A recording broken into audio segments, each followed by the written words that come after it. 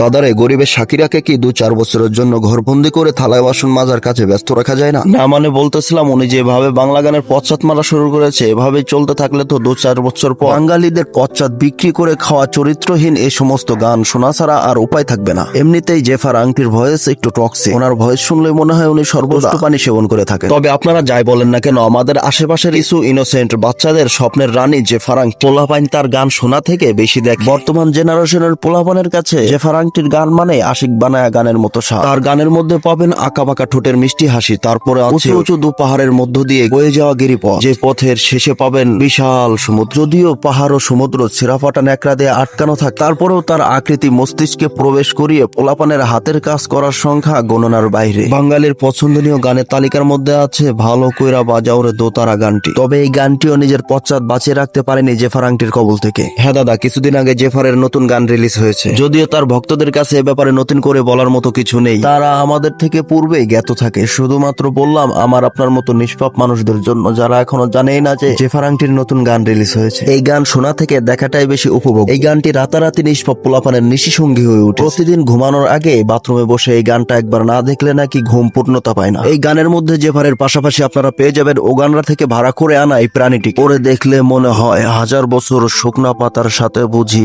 ছিল পরিচয়। গানের মধ্যে এই ব্যাটার অ্যাক্টিং এর থেকে লোচ্চামি থাকে বেশি। ওর অশ্লীল দৃষ্টি জেফার আংটিকে তিলে তিলে শেষ করে দিচ্ছে। কুত্তায় কামড় দিলে জন্ম নেয় জল আতঙ্ক, আর জেফারের গান শুনলে জন্ম নেয় জেফার আতঙ্ক। অতএব এ সমস্ত গান শোনা থেকে বিরত থাকবেন, অন্যকে বিরত রাখবেন। সর্বশেষ আমি জেফার আংটির ইনবক্সে একটি মেসেজ ড্রপ করতে চাই। বলে কি আংটি দৌলদিয়ার মহিলাদের মতো এ সমস্ত অঙ্গভঙ্গি বাদ দিয়ে ভালো কিছু করার ট্রাই করুন। এতে করে আপনার ও জনসাধারণের কল্যাণ হবে। যতদিন রূপ যৌবন আছে, পাহাড়গুলা উঁচা উঁচা আছে, ততদিন আপনার এই জগতে দাম থাকবে। পাহাড়গুলা শুকনা নারিকেলের মতো হয়ে গেলে তখন সার্কাসে নেচে বেড়ানো ছাড়া উপায় থাকবে না।